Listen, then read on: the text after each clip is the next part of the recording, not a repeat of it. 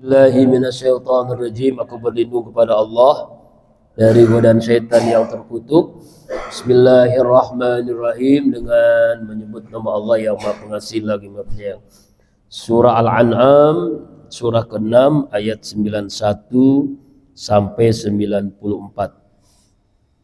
Wa ma qadarallah, dan tidaklah Allah mengagung-agungkan, dan tidaklah mereka mengagung-agungkan Allah haqqa qadri, yang sebenar-benarnya pengagungan kepadanya.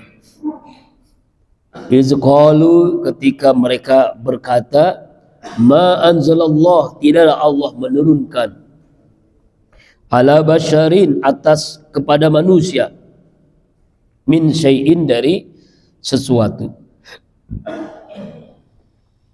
Jadi ayat ini, ya, ini berkenaan dengan orang-orang Quraisy yang mengatakan bahwa, ya, yaitu Allah Subhanahu wa taala, bahwa mereka sama sekali tidak menghormati Allah dengan penghormatan yang semesti-mestinya, karena mereka mendustakan para nabi dan rasul. Ya, jadi mereka itu mengingkari Nabi Muhammad itu sebagai nabi. Kenapa? Karena mereka mengatakan Nabi Muhammad itu basyarun, manusia. Tidak mungkin, kata mereka ini, diturunkan sesuatu kepada manusia. Itu menurut orang-orang kafir Quraisy waktu itu. Ya.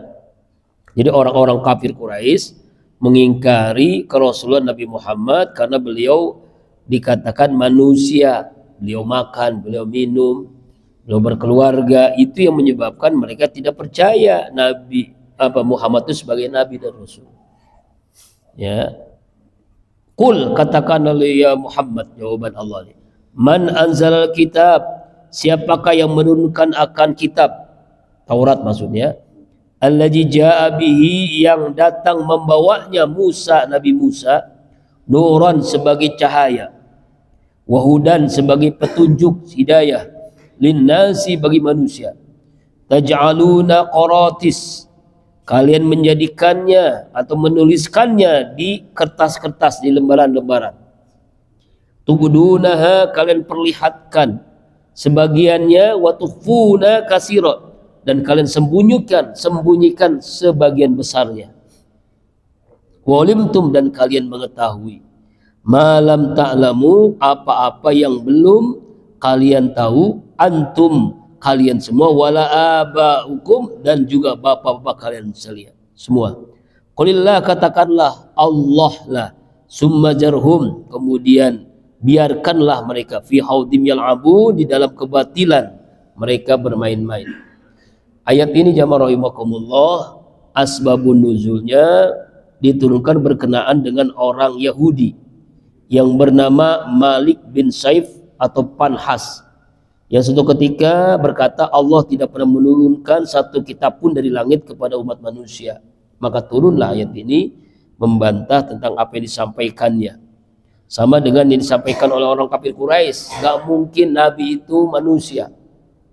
Ya nggak mungkin beliau makan minum, nggak mungkin lah diturunkan kitab, itu nggak mungkin.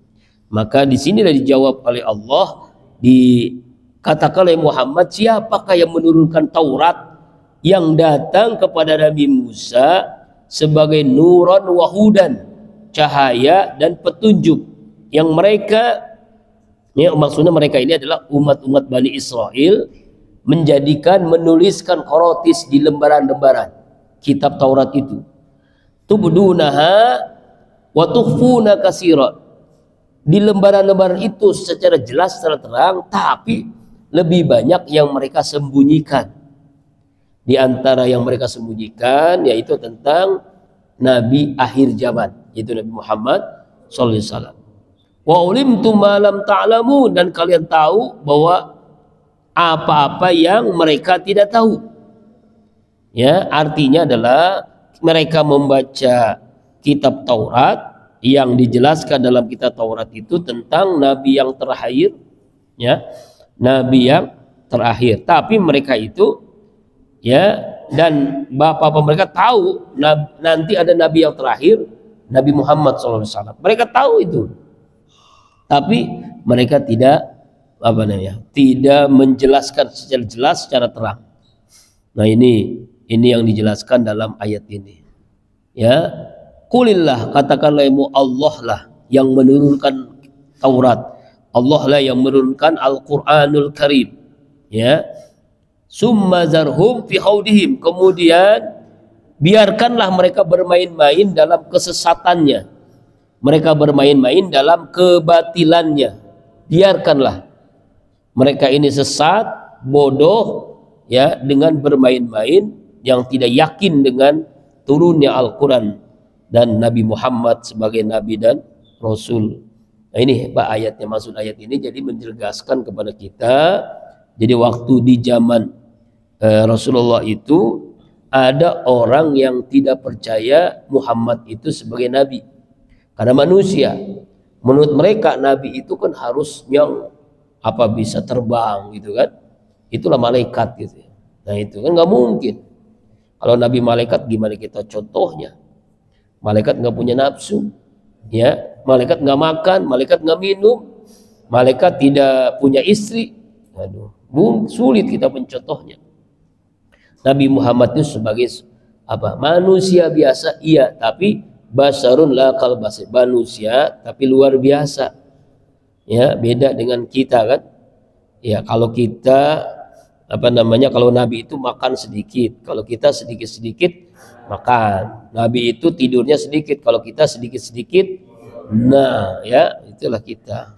Bedanya begitu doang. Itu ya, itu diantaranya. Ya, tapi kebanyakan mereka ya menyembunyikan. Apa yang disembunyikan? Yaitu penjelasan dalam kitab Taurat bahwa ada nabi yang terakhir. Dalam kitab Taurat itu jelas, terang. Ada nabi yang terakhir dari Jazirah Arab, yaitu Nabi Muhammad. Tapi mereka menyembunyikan. Mereka tahu itu. Mereka menyembunyikan kasiron, kebanyakan. Mereka tahu, bahkan bukan hanya mereka, seluruh bapak-bapaknya, kakek-kakeknya tahu bahwa nanti ada nabi yang terakhir, Nabi Muhammad di Arab. Tapi karena bukan keturunan Bani Israel, mereka tidak percaya, tuh kan? Mereka tidak percaya. Kemudian dari ayat ini juga ya Allah Subhanahu wa taala menjelaskan bahwa ya Allah lah yang menurunkannya. Kemudian biarkanlah mereka itu dalam kesesatan, dalam kebatilan, yang mereka bermain-main dengan apa yang disampaikan Allah Subhanahu wa taala. Ini yang dimaksud ayat 91. Kemudian jamaah rahimakumullah ayat yang 92. Wahaja kitabun, dan ini Al-Quran ini adalah sebuah kitab anzalnau yang kami Allah telah menurunkan, yang mubarakun, yang penuh dengan keberkahan. Quran ini kitab yang penuh dengan keberkahan. Makanya orang yang bersama Al-Quran itu jadi mulia. Coba Nabi Muhammad menjadi Sayyidul Mursalin, penghulu Nabi, karena Al-Quran, karena turun Al-Quran kepadanya. Yang menurunkan siapa? Allah lewat malaikat Jibril. Lewat malaikat Jibril jadi malaikat yang paling mulia, Sayyidul Malaikah. Turunnya di bulan Ramadan. Bulan Ramadan jadi mulia karena turun Al-Quran. Sayyidul Syuhur, 10 bulan. Makanya orang yang selalu berinteraksi dengan Al-Quran, yang membaca, menghafal, memahami, mengamalkan, pasti diberikan keberkahan. Mubarakun, penuh dengan keberkahan, penuh dengan berkah rezekinya, berkah keluarganya. Makanya kata Nabi, nawiru biyutakum bitilawatil Quran, terangi rumah kalian dengan Al-Quran, maka rumah itu jadi berkah. Ini sekarang banyak rumah-rumah kita ini, yang satu lagu barat, yang satu lagu India, yang satu lagu Cina, yang satu lagu pop, lagu dangdut. Gimana berkah rumah itu? Jadi makanya ingin berkah hidup kita, terangi rumah kita dengan Al-Quran. Yang satu sedang baca Saraf Al-Anam, yang satu sedang baca Al-Quran surah Waqiah misalnya. Ya makanya Quran, orang-orang yang dekat dengan Al-Quran mubarakun, pasti Allah berikan keberkahan, berkah usianya, rezekinya, hidupnya, dunia akhiratnya, rumah tangganya berkah. Musaddiqul ladzi baina yadayhi, yang membenarkan kitab-kitab yang sebelumnya. Jadi Al-Quran ini semua kitab, Taurat, Injil, Zabur, Suhuf Ibrahim, semua dibenarkan. Itu kitab yang diturunkan oleh Allah oleh para nabi. Taurat kepada Nabi Musa, Zabur kepada Nabi Daud, ya, Injil kepada Nabi Isa alaihissalam, semuanya itu benar. Ya, lalu disempurnakan dalam Al-Qur'anul Karim.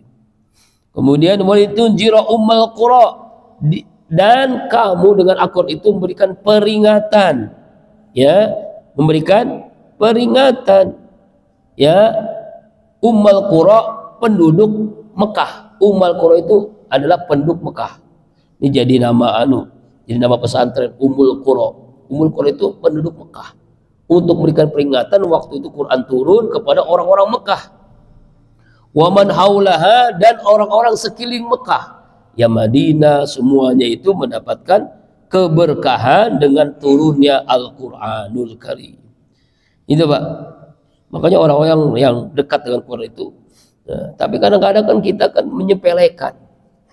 Semalam saya bahas sama santri, anak-anak ngaji di sini bayaran berapa? 40.000. Wah. Kursus bahasa Inggris berapa? 300.000. Udah dari Iqra, juz amma, Quran, ada 2 tahun gak pernah bayaran. Kursus 300.000 dibayar-bayarin, dibela-belain. Itu kan ada bahasa Inggris kan dekat ya, nggak jauh dari Qalbun Salim. Masya Allah. Gimana hidup kita berkah? Iya. Kalau dulu ada nih, dulu orang tua saya ceritakan, anak yang ngaji di Qalbun Salim 40.000, itu kan infak wajib, infak sunnahnya sukarelanya 100.000. Jadi setiap dia ngaji tuh ngasih 150. Tuh, itu namanya tuh orang tua yang paham. Maaf ya, maaf ini bukannya tadus bin nikmah. Kalau saya datang ke guru misalnya Fazia, guru-guru pesantren, guru sekolah juga, itu tuh pasti maaf ya, kita ngasih amplop buat guru itu. Kenapa? Karena jadi berkah ilmunya. Ya kan? Alhamdulillah kan Fazia sudah hafal Quran. Itu berkah ilmunya. Ini jangankan yang itu, yang wajib aja enggak gitu. Padahal ketika ditanya orang tuanya gimana sih? Apa enggak ngasih jajan sehari berapa? 10.000. 10.000 jajan, 40.000 sebulan enggak mampu. Allahu Akbar. Ini kan kadang-kadang menyedihkan. Ya Pak ya? Masya Allah. Padahal untuk dunia akhiratnya. Contoh sederhana begitulah. Ini yang kejadian fakta yang terjadi di tengah-tengah kita. Kita kadang menyempelekan anak ngaji kayak kebo, tau kayak kebo Pak? Iya, nggak diantar, nggak diserahin, nggak di ini gitu. Pulang juga begitu. Ya, bocah ya begitu, orang tuanya nggak nyerahin. Abah Ustadz, ini saya anak saya dididik ya, kan enak begitu kan. Ini mau boro-boro. Jadi dia, lu ngaji lu sono lo, ngapain sih di rumah mulu gitu doang. Akhirnya orang ada nggak ada apa ya, nggak ada respect kepada guru. Akhirnya ilmunya nggak berkah. Orang-orang tua-tua kita dulu ngajarnya nggak begitu, serahin ke orang tua, ke guru. Ya, sampai orang tua-tua kita dulu, mau anak mau dipukul, mau diapain, bodoh amat, yang penting pinter. Kalau misalnya gurunya nyubit, dia ngadu ke orang tuanya, orang tua malah nyubit lagi lebih kencang. Kalau sekarang guru dilaporin ke polisi gara-gara nyubit anaknya, astagfirullahaladzim. Itu yang terjadi. Gimana berkah ilmunya ya. Jadi ini yang terjadi Pak Jamaah rahimakumullah. Makanya kadang-kadang kita kadang-kadang nggak adil gitu ya. Kalau belanja ke mall kita nggak pernah ngitung. Ya berapa, 100.000, 50.000, itu nggak dihitung-hitung. Kalau infak 5.000, waduh kayak gede banget ya. Ya bawa duit ke mall 50.000 kecil banget. Nah, kayak gitu. Ya, adil gitu ya. Nah itu kadang-kadang begitu ya. Padahal itu untuk kepentingan dunia akhirat kita, untuk kita sendiri Pak, untuk generasi kita. Ini ceritanya. Jadi Al-Quran turun itu pasti berikan keberkahan. Berkah dirinya, keluarganya, keturunannya, rezekinya, umurnya berkah, rumah tangga jadi berkah. Ya mudah-mudahan dengan kita baca Al-Quran ini semakin berkah hidup kita. Amin. Walladzina yu'minu bil akhirat, dan orang-orang yang beriman dengan akhirat. Beriman kepada akhirat, yakin dengan seyakin-yakinnya. Yu'minuna bihi, dan mereka beriman kepada Al-Quran. Wahum ala sholatim yuhafizun. Orang-orang yang beriman kepada akhirat, maksudnya yakin ada pembalasan, yakin ada hisab, ada mizan, ada surga, ada neraka. Itu kan akhirat itu begitu kan? Seluruhnya yakin dia, dan dia beriman kepada Al-Quran, dia imani Quran, dan mereka adalah orang-orang yang sholatihim yuhafiz, menjaga sholatnya. Mereka menjaga sholatnya, sholatnya dilakukan di awal waktu, sholatnya dilakukan berjamaah, sholatnya dilakukan di masjid, di musola. Ya, ini penting, Pak. Jadi kalau kita menjaga sholatnya, menjaga sholat, pasti Allah jaga hidup kita. Jangan sampai kita melupakan bahwa sholat itu adalah tiang agama. Sholat itu ada pertama kali dihisab di yaumil qiyamah adalah sholat. Sholatnya diterima, seluruh ibadah kita diterima. Sholatnya ditolak, na'udzubillah, seluruh ibadah kita ditolak oleh Allah, na'udzubillahi min dzalik. Dalam sebuah hadis ketika menjelaskan ayat ini, Rasulullah bersabda, "U'titu khamsan lam yu'tahunna ahadun minal anbiya'i qabli." Aku, kata Nabi, diberikan, dianugerahkan 5 hal yang belum pernah diberikan kepada Nabi sebelumku. Wa dzakara minhunna. Lalu Nabi menjelaskan, kana nabiyyu yub'atsu ila qaumi. Dahulu Nabi diutus hanya khusus untuk kaumnya. Nabi itu khusus kepada daerahnya doang. Ya, kaum Nabi Lut di Sodom misalnya. Kaum Nabi Nuh ya di tempat Nabi Nuh aja.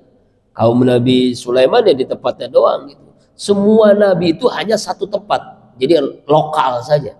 Tapi Nabi Muhammad bu'istu ilan nasi 'amah, diutus untuk seluruh umat manusia. Wa ma arsalnaka illa rahmatan lil alamin, seluruh manusia, Pak, dari ujung dunia sampai ke ujungnya dunia lah, seluruhnya, ya, ujung dunia ke ujung dunia, ya kan? Allah akbar walillahil hamd. Itu ya, itu. Jadi maksudnya adalah itulah kelebihan Nabi Muhammad sallallahu alaihi wasallam. Karena itulah ya, kita sebagai umatnya harus yakin, beriman kepada akhirat, kemudian yang kedua beriman kepada Al-Quran, dan kita menjaga sholatnya. Kita menjaga sholat. Menjaga sholat itu artinya sholatnya benar-benar kita jaga. Ya, di awal. Jadi ada 4 syarat terbaik ibadah sholat. Pertama, sholat di awal waktu. Jangan ditunda-tunda. Ntar dulu nih, tanggung kerjaan. Nah, itu udah sulit dah. Nanti doa kita ditunda-tunda terus oleh Allah. Kenapa? Karena kita menunda sholat. Yang kedua, sholat berjamaah. Sholat berjamaah itu kan 27 kali lipat. Ya Pak ya? Itu pahala minimal. 27 kali 2 rakaat berarti berapa? Kali aja dah. Sholat subuh kan 2 rakaat. Sebelum subuh kita sholat 2 rakaat. Sholat sunnah. Khairun minad dunya wa fiha. Itu lebih baik daripada dunia beserta isinya. Kemudian yang ketiga, di masjid atau di musola. Kenapa masjid musola? Karena itulah pusat keberkahan. Jadi kalau orang laki-laki sholatnya di rumah, dia sulit berkah hidupnya. Ya, bahkan kata Rasulullah SAW, ingin tahu orang mukmin, coba lihat sholatnya di masjid atau di rumah. Orang munafik sholat dia tapi di rumah. Bahkan pernah Rasulullah memerintahkan sahabat untuk membakar orang-orang yang sholatnya di rumah. Sampai begitu, Pak. Jadi ada laki-laki soleh, ada laki-laki solehah. Jadi kalau laki-laki sholatnya di masjid, itu soleh. Kalau yang di rumah, solehah. Pakai mukena warna pink. Iya kan? Ada yang nanya, Ustaz, saya kan punya istri, punya anak, sholat jamaah di rumah. Oh, Rasulullah, para sahabat punya istri, kaya kita sama. Punya anak, kaya kita sama. Tapi Rasulullah dan para sahabat selalu berjamaah di masjid. Ya kan? Nggak mungkin dia di rumah, kan nggak mungkin. Justru ketika kita di masjid, istri-istri kita, anak-anak kita yang perempuan di rumah dapat pahala yang sama, Pak. Jadi jangan anggap remeh. Anak kita, istri kita dapat pahala yang sama dengan kita sholat berjamaah di masjid. Tapi kalau kita sholat di rumah, nggak dapat pahala berjamaah. Kemudian yang keempat, khusyuk, ya, tumaknina, tenang, tumaknina, itu ya. Makanya yuhafizun, orang yang bisa menjaga sholatnya. Ayat yang berikutnya 93. Waman azlamu, dan siapakah orang yang lebih zolim azlam. Jadi zolim itu zolim. Kalau azam lebih zolim, paling zolim. Mimman iftara, daripada orang yang mengada-ngada Allah atas Allah, terhadap Allah, kadziban, bohong, dusta. Au qala uhiya, atau dia berkata aku telah diwahyukan ilayya, kepadaku. Walam yuha ilaihi, dan padahal tidak pernah diwahyukan kepadanya syai'un, sedikit pun, sesuatu pun. Waman, jadi orang yang paling zolim, orang yang bohong. Apa itu? Ini seperti apa namanya, zaman Nabi itu namanya Musailamah al-Kazzab. Ya, ini kan ayat berkenaan tentang orang-orang yang ngaku dapat wahyu. Nabi palsu lah. Dia ngaku dapat wahyu dan jadi nabi gitu. Makanya orang yang paling zolim tuh di negeri kita aja banyak, Pak. Dulu dapat wahyu zaman dulu tuh di gunung apa? Bunder apa ya? Iya, Musadek. Ya kan, ada lagi ya Tugimin, ya nabi Tugimin. Jangan kan jangan nabi, jadi kiai aja kan orang pantas. Ya, kepada yang mulia Kiai Haji Tugimin nggak pantas, apalagi nabi. Sholawatnya kalau kita kan sallallahu ala Muhammad, enak kan, ganti sama Tugimin. Sallallahu ala Tugimin, orang pantas banget. Ya. Ada aja anehnya, ada yang ngaku, ada pengikutnya. Ini kan anehnya, ada yang ngikut, Pak, banyak itu. Terus Nabi apa, Nabi Roy ada tuh dulu, zaman dulu Nabi Roy. Ya, jadi aneh-aneh di Indonesia ini banyak Nabi. Ya, Lia Edan itu kan dulu ya, yang ditangkap kan Lia Edan, katanya malaikat Jibril bakal dia. Bayangin malaikat Jibril, ngaku malaikat Jibril Lia Edan itu. Lia Eden, ya kan, ada kan dulu. Ya dulu kan, tapi udah lama sih, tahun berapa dulu itu. Ya ditangkap oleh polisi. Polisi Indonesia hebat. Malaikat Jibril ditangkap. Ya Rabbana. Nah tuh, jadi banyak. Makanya orang yang paling zolim zaman Nabi namanya Musailamah al-Kadzdzab. Jadi kalau ada orang ya zaman ini mengaku Nabi, itu bukan zaman sekarang doang, zaman Nabi juga ada. Ini kan orang yang paling zolim, berdusta. Dia dapat wahyu, uhiya ilayya, wahyu datang kepadaku katanya.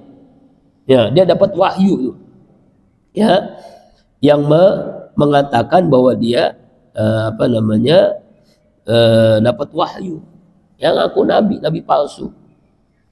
Walam yuha ilaihi, padahal tidak pernah diwahyukan kepadanya sesuatu pun, sedikit pun. Waman qala, dan barang siapa orang yang berkata saunzilu misla ma anzalallah, aku akan menurunkan seperti apa yang Allah telah turunkan. Nah, itu sampai begitu. Jadi orang yang mengaku-ngaku sebagai nabi, mengaku-ngaku dapat wahyu dari Allah Subhanahu wa ta'ala, padahal enggak sama sekali. Ini orang yang paling zolim, azlam, orang yang paling. Jadi kalau ada orang ngaku-ngaku nabi, walaupun sorbannya panjang kayak Superman, udang jenggotnya sampai panjang, bisa terbang sekalipun, kalau dia ngaku nabi, kita wajib tidak percaya. Kita yakin kan nabi yang terakhir hanya Nabi Muhammad Sallallahu Alaihi Wasallam. Dulu di India kan masih ada tuh, di Jampang tuh, Mirza Ghulam Ahmadiyah kan, yang ngaku nabi dari India. Kalau dari India kan kita tahunya kan coach otai kan, nabi India kan ada aja ya. Ada itu sampai sekarang ada, Pak, tuh yang di Jampang kan. Ya Allah ya, ya kita wajib tidak percaya kalau siapapun ngaku nabi, karena Nabi Muhammad adalah nabi yang terakhir. Walau tara iziz zalimuna, seandainya kamu melihat orang-orang yang zalim, melihat orang-orang yang ngaku nabi dapat wahyu, bi ghamaratil maut, di dalam kesengsaraan sakaratul maut, wal malaikatu, dan para malaikat basitu aidihim, mereka memukul tangan-tangan mereka. Jadi orang-orang, Pak, kalau ngaku nabi, siapapun dia ngaku nabi, nanti ketika sakaratul maut, malaikat itu memukul aidihim, tangan-tangan mereka. Maksudnya memukul sendiri. Jadi tangan itu mewakili seluruh tubuhnya. Jadi seluruh tubuhnya dipukul oleh malaikat. Akhriju anfusakum, kalian keluarkan nyawanya, keluarlah. Jadi saking keselnya malaikat ketika mencabut nyawa orang yang ngaku nabi, orang yang ngaku-ngaku dapat wahyu. Maka ketika sakaratul maut tuh, ya dipukul seluruh tubuhnya, Dan saking kesel, akhriju anfusakum, keluar kalian dari jasad kalian. Jadi sakaratul maut itu berat, ya. Saking sakitnya sakaratul maut orang-orang yang ngaku nabi. Al yauma, pada hari ini, tuzzauna, kalian akan dibalas, ajabal huni, azab yang sangat menghinakan. Orang yang ngaku-ngaku nabi yang dapat wahyu mendapatkan azab yang menghinakan. Bima kuntum taquluna, karena apa yang kalian telah katakan, Allah, terhadap Allah, haqi, yang tidak benar. Wa kuntum an ayati tastakbirun, dan kalian dahulu adalah orang-orang yang terhadap ayat-ayat Allah sombong, menyombongkan diri. Ya, auzubillah summa na'udzubillahi min dzalik. Jadi orang-orang yang ngaku-ngaku dapat wahyu, nanti di akhir hidupnya itu malaikat kesel banget. Saking keselnya langsung dikeluarkannya, sebelum dikeluarkan itu nyawanya dipukul dulu, dipukul seluruh tubuhnya, ya, dipukul seluruh tubuhnya. Bahkan di dalam ayat surah lain, surah Al-Mumtahanah, melepaskan tangan lidahnya kepada kalian dengan menyakitinya. Itu masya Allah. Jadi saking sakitnya orang-orang yang orang-orang yang meninggal mengaku-ngaku nabi. Dalam surah Al-Anfal 50, walau tara iz yatawaffal ladzina kafaru wal malaikatu yadribuna wujuhahum wa adbarahum. Kamu lihat ketika malaikat maut mencabut nyawa orang-orang kafir, dia memukul wajahnya dan belakang mereka. Allahu akbar. Jadi ketika rohnya keluar dari jasadnya itu dipukul dulu. Keluar kalian. Jadi keluar dengan rantai, belenggu, api, air mendidih yang sangat luar biasa. Rohnya itu bercerai-berai ke dalam tubuhnya. Sebenarnya rohnya itu nggak mau keluar. Rohnya nggak mau keluar, tapi dipukul terus oleh malaikat sampai rohnya keluar. Sampai keluar kalian, ya. Pada hari kalian dibalas dengan siksaan yang menghinakan. Jadi kata malaikat tuh ketika di sakaratul maut tuh keluar karena susahnya rohnya orang yang kafir, orang yang munafik, apalagi yang ngaku nabi, dikeluarkan oleh malaikat lalu dipukul seluruh tubuhnya. Ya, seluruh tubuhnya dipukul. Nauzubillahi min dzalik. Ya, dengan siksaan yang menghinakan.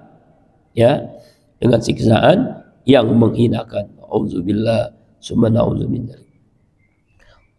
Makanya dalam surah An-Nahl kebalikannya. Dalam An-Nahl 32 itu orang-orang mukmin itu kalau meninggal itu, Pak, itu malaikat bukan hanya malaikat maut.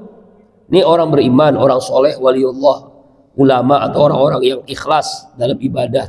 Itu bukan hanya malaikat maut, seluruh malaikat, ribuan malaikat itu menyaksikan. Gini kira-kira, misalnya nih presiden turun dari pesawat, pun banyak orang kan ya yang turun kan, yang dari pada salaman kan, ya gitu disambut. Nah itulah ketika rohnya orang-orang beriman meninggal sakaratul maut, itu malaikat bukan hanya malaikat maut ketika nyambut, itu seluruh malaikat mendampinginya. Salamun alaikumul khulul jannah bima kuntum ta'malun, dalam An-Nahl 32. Salam sejahtera untuk kalian, ai ahli penghuni surga. Allah telah janjikan surga. Jadi kenikmatan surga, wajah indah para malaikat menyambut roh itu akhirnya nggak ngerasa tuh sakit sakaratul maut. Kira-kira begini dah. Ibu melahirkan sakit luar biasa, istri kita akan lahirin. Tapi ketika anaknya, dia lihat anaknya, hilang tuh rasa sakit yang luar biasa.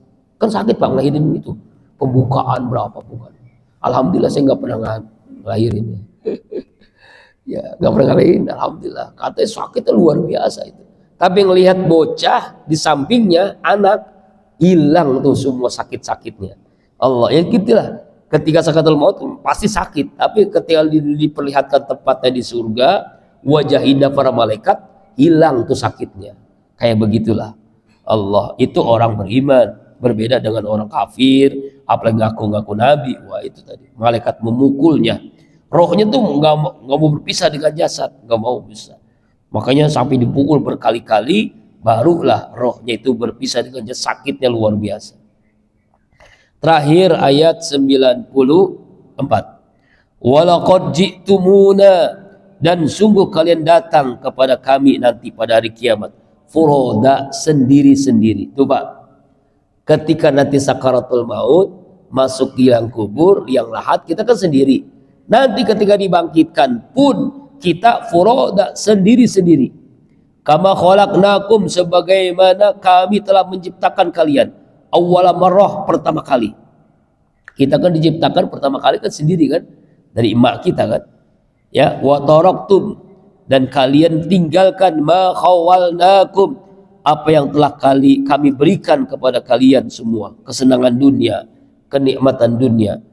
Wara'a zuhurihim, di belakang punggung-punggung kalian. Wa ma nara ma'akum, dan tidak kami melihat bersama kalian sufa'akum, ya pemberi syafaat, artinya penolong kalian. Allazi za'amtum, yang kalian anggap annahum, bahasanya mereka itu fikum, ya suraka, sekutu-sekutu Allah. Jadi ini orang-orang kafir nyangka tuh ketika sakaratul maut, dia menyangka yang membela itu Yesusnya, berhalanya, patungnya, itu Tuhan-Tuhannya tuh. Nah ketika itu nggak ada yang bisa menolong, nggak ada yang bisa menolong.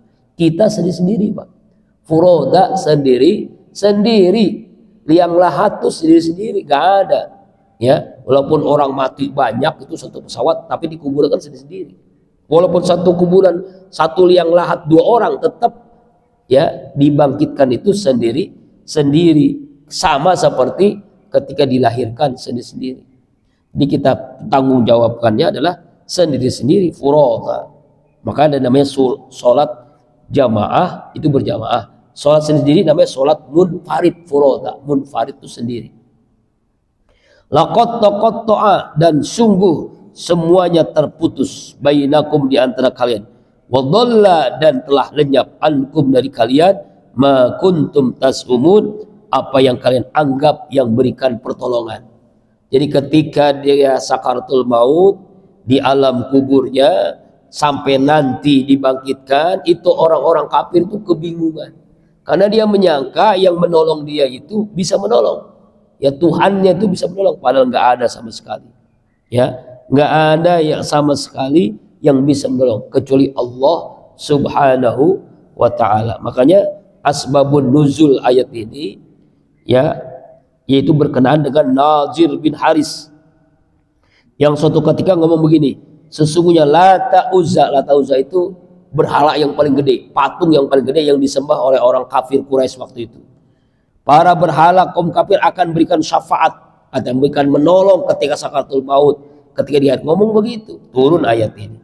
Gak ada yang bisa menolong kecuali hanya Allah Subhanahu wa ta'ala. Gak ada Pak. Jadi kita harus yakin, seyakin-yakinnya ini. Ini bentuk keimanan kita. Dalam sebuah hadis sahih, Rasulullah bersabda, yaqulu Ibnu Madam, manusia berkata, mali hartaku, wa hallaka min malika illa ma aqalta fa abnaita. Padahal tidaklah engkau memiliki harta kecuali engkau makan, au labista, engkau habiskan, engkau pakai, fa ablawita, maka itu juga akan lapuk. Au tasaddaqta fa amdoita. Jadi begini Pak, jadi nanti di akhirat nih, harta-harta yang kita makan habis, harta yang kita pakai habis. Harta kita yang bisa menemani kita di liang lahat adalah au tasaddaqta fa amdoita, yang kau sedekahkan itulah yang akan kekal, yang menemani kalian. Itu disebut dengan sedekah jariyah. Wa ma siwa zalika fajahibun wa tarikul linnas. Ya, sedangkan selain itu semua pergi dan meninggalkannya. Jadi harta itu kan ada 3. Harta yang kita makan itu jadi kotoran. Harta yang kita simpan jadi rebutan ahli waris, keluarga kita, anak kita, cucu kita. Harta yang kita sedekahkan itulah harta yang menemani kita dari sakaratul maut, ketika di alam kubur, sampai nanti di padang mahsyar. Semuanya yang menolong kita adalah harta yang kita sedekahkan. Hasan al-Basri mengatakan bahwa seorang anak manusia, anak Adam, dihadapkan kepada Allah di hari kiamat dalam keadaan tidak bawa apa-apa. Allah Subhanahu wa taala berfirman, "Kemanakah harta yang telah kamu himpun, kamu kumpulkan?" Ia menjawab, "Wahai Tuhanku, aku telah mengumpulkan tapi aku meninggalkannya semua secara penuh." Allah beriman, "Hai anak Adam, manusia, manakah amal yang kamu bawa untuk dirimu?" Maka ia melihat bahwa dirinya tidak melakukan satu amal pun. Kemudian Hasan Al-Basri membacakan ayat ini, "Walaqad ji'tumuna furada kama khalaqnakum awwala marrah." Sungguh telah datang kepada kalian pada hari kiamat sendiri-sendiri yang kalian akan dipertanggungjawabkan. Allah Akbar. Jadi artinya Pak jamaah rahimakumullah, ayat ini menegaskan kepada kita hanya amal kita yang bisa menolong. Amal kita yang bisa menolong kita, sedekah kita, infak kita, itu yang menolong kita di alam kubur. Yang lain-lain nggak bisa. Apabila hari kiamat tiba, terputuslah semua hubungan di antara mereka. Lenyaplah semua kesesatan. Hilanglah apa yang mereka buat dalam menyekutukan Allah yang mereka tembat. Hanya Allah Subhanahu wa ta'ala. Ini ya, terputus semua itu. Laqad taqabainakum, sungguh telah terputus. Terputus apa? Semua persahabatan, pertalian hubungan, silaturahim terputus. Ya udah mati ya terputus. Ya kan udah mati terputus. Ya Allah Akbar. Ya. Ini ayat ini, Pak. Makanya dijelaskan ayat ini dengan ayat yang lain, itu surah Al-Baqarah. Ittabara'al ladzina tubi'u minal ladzina tabu'u wa ural adzab wa qatat bihimul asbab. Ketika orang-orang diikuti berlepas diri dari orang yang mengikutinya, mereka melihat siksaan. Dan ketika segala hubungan mereka terputus sama sekali. Ayah dengan anaknya, suami dengan istrinya, ya, kakak dengan adiknya, terputus semuanya tuh. Terputus hubungannya. Seandainya sampai ngomong begini, Pak, seandainya kami dapat kembali ke dunia, pasti kami akan berlepas diri dari mereka sebagaimana mereka berlepas diri dari kami. Ya sendiri-sendiri kan, sendiri-sendiri. Kita tuh nanti di akhirat sendiri-sendiri. Ya, kecuali nanti orang beriman baru berombongan masuk ke dalam surga. Puncaknya di situ. Kalau ke surga nanti rombongan. Ya, masuk rombongan. Rombongan ini masuk surga duluan. Rombongan ya pengajian ini, itu insyaallah. Ya, mudah-mudahan kita termasuk rombongan-rombongan ahli surga. Amin. Allah Akbar wa ilaihi hamd. Jadi nanti ketika sakaratul maut tidak ada yang menolong kecuali amal ibadah kita, kecuali infak sedekah kita.